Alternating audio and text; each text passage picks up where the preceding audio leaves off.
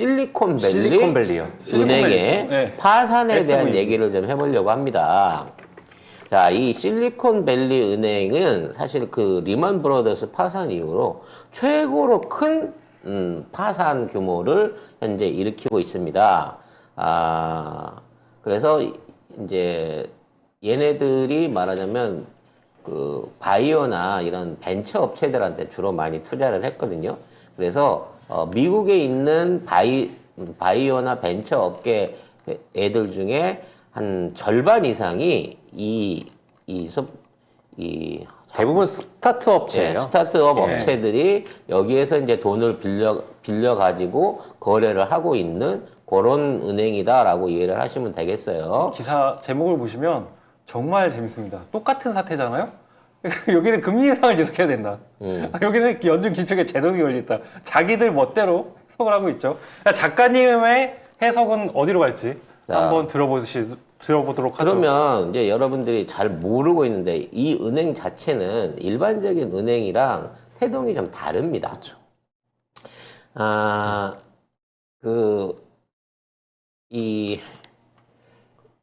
자꾸 소프트뱅크 은행이라고. 네. 실리콘밸리 은행이요. 네, 실리콘밸리 은행은 1983년에 설립된 은행이에요. 그냥 SVB라고 하세요. 네, SVB라고 할까요? 예. 그러니까 이 SVB 이 뱅크는 이 83년에 생기니까 만들어진 지 이제 겨우 40년밖에 안 된 겁니다.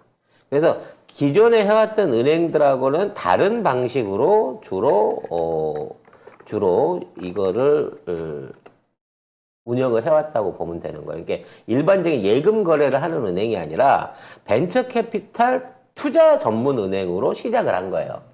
그래서 얘네들 같은 경우에는 벤처 캐피탈 형태의 외부 자금들, 그러니까 일종의 회사채 같은 자금들을 빌려와.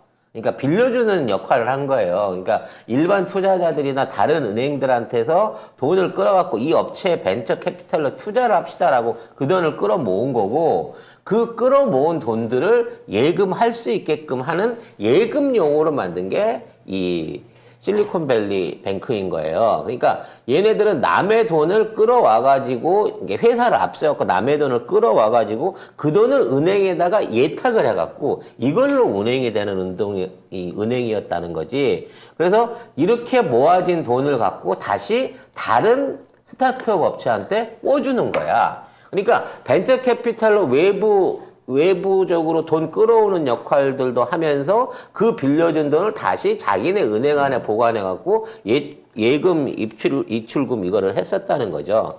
그래서 총 자산이 276조 원, 275조 원 정도 되는 거고요. 그 다음에 예금이 230조 원 정도 됩니다. 그러니까 굉장히 건실한 거예요. 다른 은행들 같은 경우에 같으면 자산이 예를 들어 270조면 예금이 한 2,700조 원 정도 나가. 왜냐면 넣었다 이게 자금 회전을 시켜가지고. 근데 얘네들은 총 자산 규모하고 비슷한 정도, 그러니까 100%가 안 될 정도의 규모만 대출을 한 거예요. 그러니까 따져놓고 보면 굉장히 건실한 은행인 거거든. 그렇기 때문에 이 은행은 절대 망할 리가 없는 은행이다라고 생각이 된 거예요. 지금 이게 어느 정도 규모냐면 276조면 우리나라 신한은행의 딱 절반 정도의 수준인 겁니다. 그러니까 일반 기업들은 거래를 안 하고 기업 위주의 금융을 하면서도 이만큼 건실한 체제를 유지할 수 있었던 거는 예대 마진으로 먹고 사는 은행이 아니라는 거예요. 애초에 이 구조 자체가. 그러면 이 튼실한 은행이 왜 망했느냐라는 부분을 이해를 해야 되는 거야. 대부분 여러분들이 알고 있는 거는 예금주들이 돈을 찾아갖고 나갔기 때문에 망했다라고 하는데, 자, 어차피 나를 위해서 돈을 끌어다 준 은행이에요. 벤처기업들 입장에서는. 그리고 그 기업이 끌어다 준 돈을 여기다 예금을 해놓고 있는 거기 때문에 공생관계인데 이 돈을 왜 빼겠냐는 거지. 이 은행이 부실하다라고 생각할 수 있는 원인이 뭐가 있었느냐라는 부분인 거야. 문제는 이 은행이 자기가 갖고 있는 유동성 자산, 그러니까 이제 처음에는 2, 3년 전만 해도 제로금리에 얼마나 시중에 돈들이 흔했습니까? 그래서 그 돈 갖고 벤처기업에다 투자한다 그러면 미친 듯이 투자금이 들어왔어. 그렇죠. 그래서 그 투자금들을 이제 그 은행에다, 기업들한테 돈을 줘 놓으면 얘네들도 돈만 많이 쌓이지 실제로 이걸 가지고 뭐 할 게 없어요. 아니, 게임 회사나 음반 회사 이런 데다가 갑자기 자기 자산 규모를 뛰어넘는 엄청난 투자금을 갖다 줘. 그럼 얘네들이 이 투자금을 갖다가 뭘 하겠냐고. 그걸로 갖고 막 적극적으로 M&A라고 땅 투기라고 이러는 게 아니고 그냥 은행에다 갖다 넣어놓고 그 예금을 가지고 뭘 하냐면 주식을 사거나, 아니면 뭐 다른 데다 투자를 채권 하거나. 사거나. 즉, 이런 벤처 기업들이라고 하는 것들이 그동안 그 버블 거품 시절에 저금리로 끌어들인 어마어마한 돈들을 가지고 주로 돈 장사를 했던 거예요. 그러니까 게임 회사, 음반 회사 이런 애들은 애초에 돈을 많이 못 벌어요. 구조상으로. 그런데도 불구하고 수익이 나는 그림을 만들어내기 위해서는 거기 들어온 예금들을 활용을 해갖고 일종의 돈 갖고 금융 재테크를 했던 거야. 그러니까 돈이 돈을 버는 구조로 쭉 만들어져 갖고 있었기 때문에 이러한 유동성 예금들이 이 실리콘뱅크 은행 안에는 엄청 많았다는 얘기지. 근데 이 돈을 이 멍청한 애들이 그 당시에 돈이 너무 많으니까 이거를 전부 다 미국 국채에다가 투자를 해버렸어요. 무려 80%를. 즉 갖고 있는 자산들 중에 얘네가 추가 대출을 안 받아가고 예금 구자로 쌓여있으니까 이자 몇 푼 더 받아보려고 갖고 있던 이 국채, 갖고 있던 것들을 주로 국채로 전부 다 팔아치웠단 말이야. 이렇게 팔아치웠는데, 그걸 사들였단 말이야, 그 돈들로. 그러니까 그 당시에는 워낙 은행 금리가 낮았기 때문에 채권이 굉장히 비쌌어요. 10년 불들을 사들였는데 10년 이자가 1%가 안 되는 수준이었단 말이야. 근데 그거를 몽땅 사들였어. 왜냐면 그 이자라도 안정적으로 먹어보려고. 근데 갑자기 미국이 정책을 바꾸고 고금리 정책으로 올라갔다? 그러더니 너무 빨리 금리를 올려버린 거지. 채권 가격이 뚝뚝뚝뚝 떨어졌죠. 그래서 채권 이자율이 계속 올라간 거야. 그래서 얘네가 채권을 보유하고 있는 게 자기 자산의 80%인데 사들일 때는 1.78, 1.7 정도의 이자 수익률을 가질 수 있는 돈이었는데 지금 이걸 되팔려고 하니까 할인율이 4.8%까지 올라가 버린 거야. 즉 채권을 안정적으로 묶여있는 돈이기 때문에 시중 금리가 오르면 채권에 대한 할인율이 높아진단 말이에요. 그래서 여기에서 생겨버리는 마진 차이가 2.8% 이상, 거의 3% 가까운. 그러니까 갖고 있는 채권 금액의 3%가 날아가 버린 거란 말이지. 문제는 이 채권을 안 팔고 다시 유동성 장사가 올 때까지 버티고 있으면 좋은데 안 올 것 같아. 그게 안 오고 계속해서 금리가 오르니까 야 이게 더 이상 못 견디겠다. 이 손실을 더 이상 우리가 감당할 수 없겠구나라고 생각해가지고 이거를 팔아치운 거고 이걸 파는 과정 중에 18억 달러 이상 손해를 봐버린 거예요. 18억 달러면 얼마야? 2조 4천억 원 가까운 손실을 봐버린 거예요. 그러니까 아무것도 안 했는데 이 고금리 영향 때문에 1년 만에 2조 4천억을 까먹어버린 거야. 이렇게 되다 보니까 급하게 돈이 급하게 필요하다 보니까 얘네들이 3조 원가량의 신주를 발행을 했어요. 이 돈을 메꾸려고. 그러니까 영업을 하지도 않고 채권에서 까진 걸 메꾸려고 3조 원의 신주를 발행하니까 예금주들이 보고 있기에 얘 봐라 돈 많다 그러더니 신주 발행까지 해야 될 정도로 지금 재정이 어렵단 말인가? 그러면서 돈들을 빼내가기 시작한 거야. 쟤네 위험한 거 아니야? 내 돈 날아가는 거 아니야? 근데 일단 먼저 빼봐야. 아까도 얘기했지만 얘네들은 다 기업들을 상대로 하기 때문에 예금 금액이 장난이 아니에요. 한 번 빼갈 때 100만 원, 1000만 원을 빼가는 게 아니라 몇 천만 달러, 몇 억 달러씩을 돈을 빼가는 거야. 그러다 보니까 갖고 있는 잔고를 이 돈을 빼줄 수가 없게 되는 거야. 그냥 조금씩 끊어갖고 하면 오히려 급하게 돈이라도 빼갖고 하는데 아니 인출하고 딱 들어오면 1억 달러, 2억 달러 이렇게 들어오니까 그걸 어떻게 빼주냐고. 그래서 파산을 하게 된 겁니다. 그래서 이거를 급하게 이제 예금보험공사가 이거를 해결을 하겠다고 맡은 거죠. 맡아놓고 봤더니 예금 중에 85%가 이게 우리는 이제 5천만 원 그 지급 보증 해주잖아요. 우리 지급 은행 지급 보험이 들어있는 1인당 한도가 5천만 원인데 미국은 25만 달러니까 한 3억 원 정도 된단 말이야. 근데 얘네들 예금을 와서 보니까 3억 원 미만짜리가 15%도 안 돼. 다 넘는 거야. 그러니까 그 돈 못 돌려받을까봐 사람들이 이걸 막 다 던져버린 거예요. 회사채부터 증권 주식을. 그래서 아니다, 괜찮다. 우리가 예금보험공사가 25만 달러 넘는 것도 다 물어줄게. 이 은행은 기본적으로 자산을 그만큼 갖고 있는 은행이니까. 아까도 얘기했지만 총 자산이 예금 나간 것보다 많아요. 그건 사실인 거야. 그렇기 때문에 100%는 물어줄 수 있으니까 걱정들 하지 마라고 하면서 억지로 지금 달래고 있는 거죠. 근데 가장 중요한 문제. 지금 미국에 있는 주요 은행권들이 갖고 있는 가장 위험한 문제가 바로 이 채권에 있단 말이야. 미국 채권이 쌀 때 투자할 데가 없어가지고 이거를 사들였던 은행들. 그러니까 계속해서 돈이 도니까 추가로 대출은 받으러 안 오고 돌아가는 돈들이 계속 예금으로 쌓이니까 이 예금을 예금 이자라도 줄여보려고 혹시 그거 갖고 자기네 은행 포트폴리오에다 미국 구채를 샀던 미국 안에 있는 은행들과 또는 외국계 은행들, 미국 채권을 갖고 있는 외국계 은행들은 지금 이 실리콘밸리 뱅크하고 똑같은 위험성을 갖고 있는 거야. 갖고 있는 채권 가격의 하락으로, 미국채의 하락으로 인해가지고, 이 미국채의 금리가 많이 올라버린 상황에 의해가지고, 전부 이게 부실 자산이 돼버린 거고, 쥐고 있는 만큼 손실을 보고 있는 거예요. 여기다가 미국한테 반감을 갖고 있고, 지금, 달러화 경제에서 나가려고 하는 중국이 계속해서 또 미국 채권을 팔고 있거든, 해외에서도. 이렇게 되다 보니까 점점 더 이 채권 가격들의 할인율, 그러니까 즉 자산 가치가 계속 추락할 가능성이 높아진 거예요.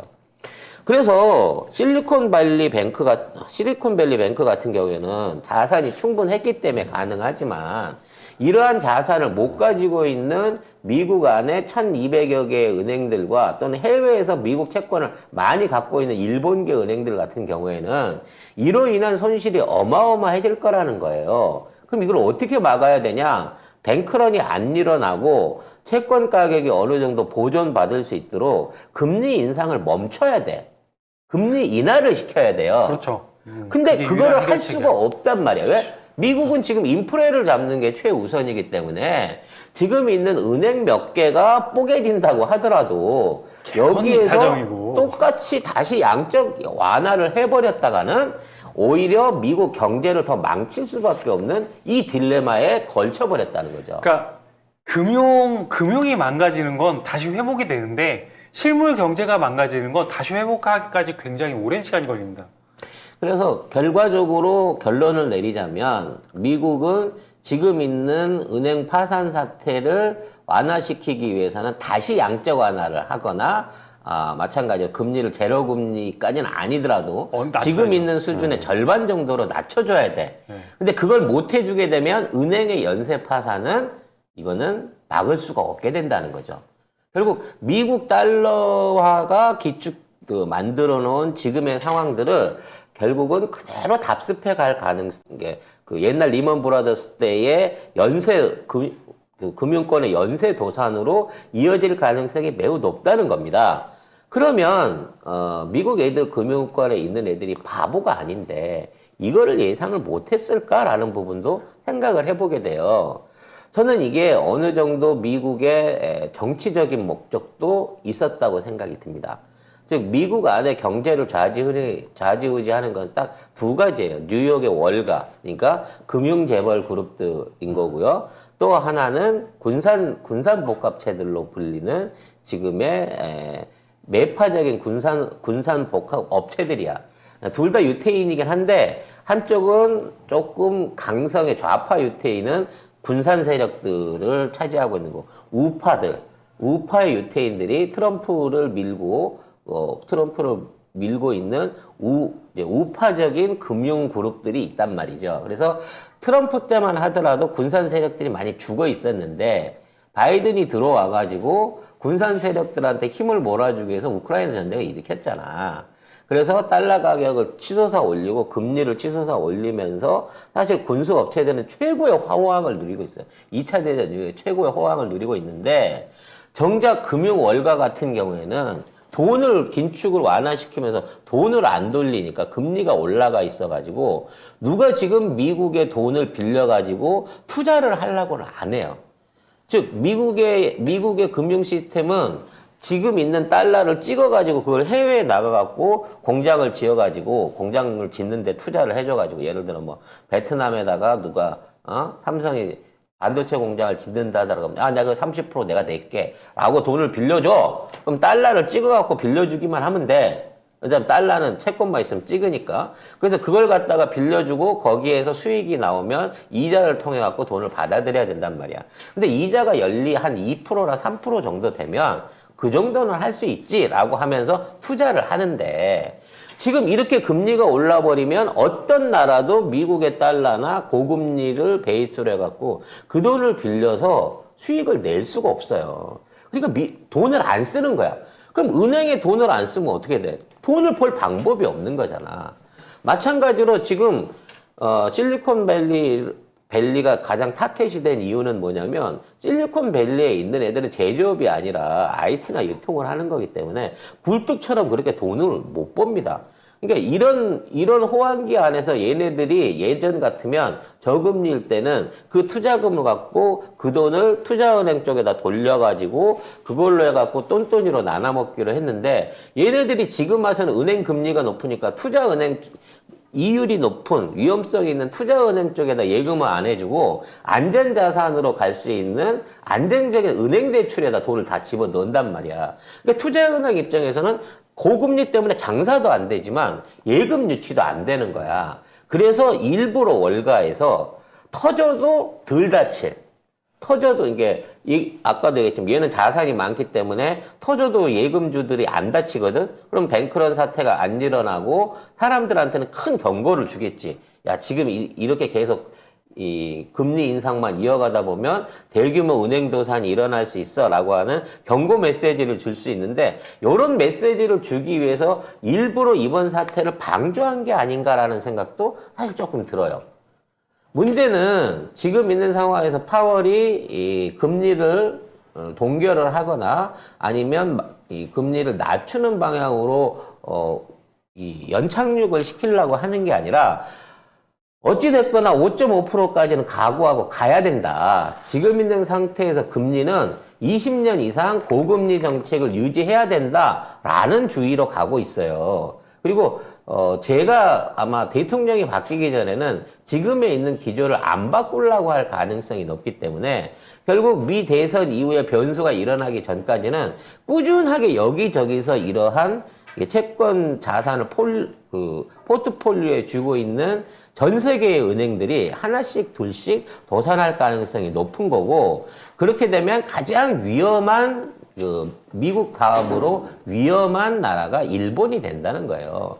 그래서 일본도 이 영향을 받아가지고 일본의 굵직한 은행 한두 개만 자빠지게 되면 일본도 굉장히 가뜩이나 경제적으로 상황이 안 좋은데 그것 때문에 더더욱 큰 위기를 맞이할 수도 있는 거고 그나마 이제 다행인 건 일본은 아직까지도 우리처럼 금리를 안 내리고 있어갖고 미국 국채 손실에 대한 부담이 좀 덜할 수는 있겠지만 계속해갖고 미국의 금리 인상이 이어지게 된다면 결국 일본도 자기가 쥐고 있는 국채를 몇 % 손실을 보더라도 팔 수밖에 없는 입장이 될 거예요.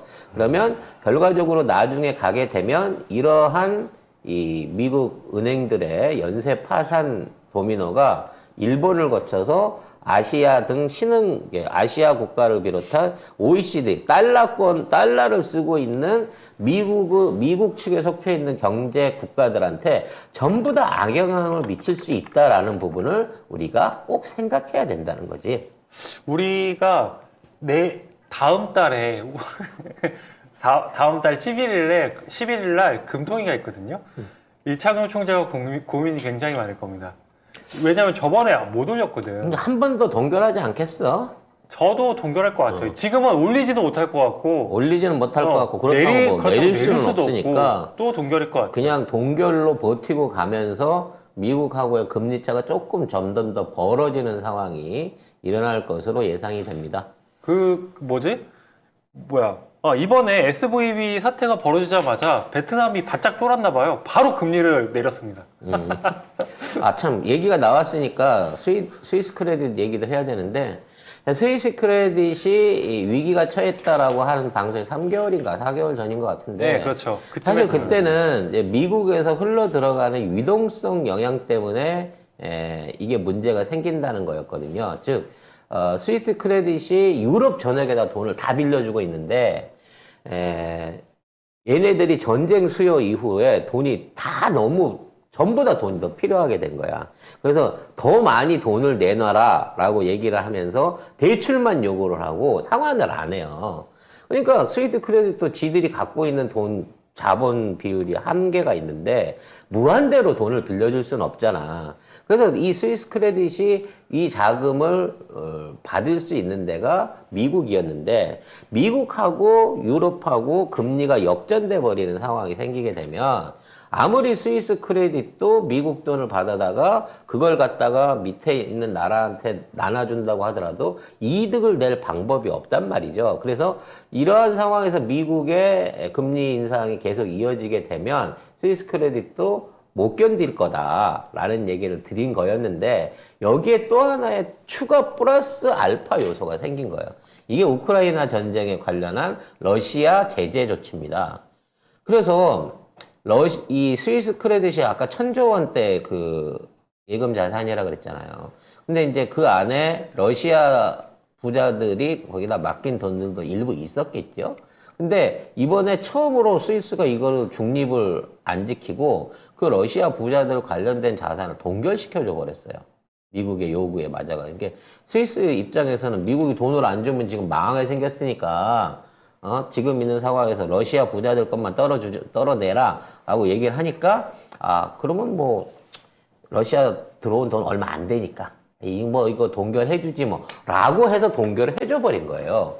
문제는 맨날 중립을 지켜줄 줄 알았던 스위스가 중립을 안 지켜주는 거를 보고 깜짝 놀란 세력들이 둘이 있었던 거죠.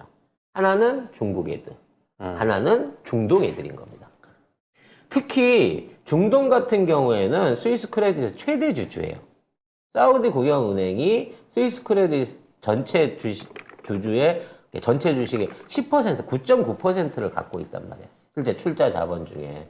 근데 뭐 말로는 9.9% 주식을 갖고 있다고는 하지만 외부적으로 그러니까 다른 나라로 우회해갖고 집어넣은 돈을 따져놓고 보면 지금 스위스 크레딧 안에 돌아가는 돈들의 30%는 유대인 자금, 30%는 화계 자금, 30%는 중동 자금이라고 봐야 되는데 중동하고 중국에 있는 사람들이 야 이거 스위스도 못 믿겠는데? 이런 마음이 생기면서 예금들을 빼내가기 시작한 거예요.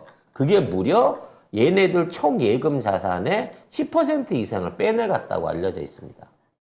즉 1,000조 원이 있는데 100조 원 이상을 중국이랑 중동에 있는 예금주들이 빼버린 거예요. 그래서 이제 중동한테 최대 주주니까 돈 좀 더 넣어주세요. 지금 이게 나갔던 대출은 회수가 안 되고 당연히 안 되지. 지금 전쟁통에 돈 쓸 때 많은데 누가 돈 갚으라 그러면 갚겠어요? 그냥 나 못 갚아 그러고 이자만 낼게 이러고 있는 거고 돈 추가로 요구하는 데 엄청 많으니까 증자를 좀 하자는 차원에서 중동에서 돈 좀 넣어주세요 라고 얘기를 하는데 중동 입장에서는 스위스 크레딧을 이용을 하면 미국에 있는 달러를 자유롭게 운영할 수 있기 때문에 그쪽을 하던 건데 지금 중국이 지금 사우디하고 이란의 관계를 복원을 시켜놓고 사우디나 이란에서 팔리고 있는 기름들을 달러 결제를 안 하고 위안화 결제를 하는 쪽으로 몰아가고 있단 말이야. 뭐 그렇게 돼가고 있는 상황이 되다 보니까 굳이 달러를 조달할 필요가 없어졌고 중립을 안 지켜준 스위스에 돈을 추가로 더 넣을 이유가 없어진 거란 말이죠. 그래서 여기다 돈을 안 주고 있는 거예요. 그러니까 여기도 일단 스위스가 자기네 돈으로 해갖고 막아본다고 하는데 사실 스위스가 뭔 돈이 있어. 스위스에 있는 총 자산을 다 합친다고 하더라도 전체 GDP나 국가 자산이 이만큼 되지를 않으니까 스위스 은행을 버텨낼 수 있는 만큼이 안 되니까 미국 쪽에서 지금처럼 계속 고금리인 상태에서 돈을 안 주는 방향으로 가면 이 스위스 크레딧도 자칫하면 파산할 수 있는 영향이 생긴다는 거죠. 근데 그 두 은행의 파산의 이유는 완전히 다르다는 거예요. 그 이유가. 그래서 아무튼 결론적으로 말하자면 둘 다 하나는 확실히 파산했고요. 스위스 크레딧도 만일 이 전쟁이 연말까지 이어진다고 하면 하반기 때 못 버티고 파산할 겁니다. 그렇게 되면 유럽의 금융 시스템이 완전히 무너져 버리게 될 거고 유럽의 금융 시스템이 무너진 상황에서 그 자리를 누가 대체하겠냐는 거지. 중국밖에 없는 거예요. 그래서 중국은 결국은 사우디랑 손을 잡고 사우디 왕립은행이랑 손을 잡고 야 나중에 무너지면 네가 주주해 라고 얘기하면서 사우디하고 함께 스위스 크레딧을 파산시킬 가능성이 매우 높아졌다라고 전망할 수 있을 것 같습니다.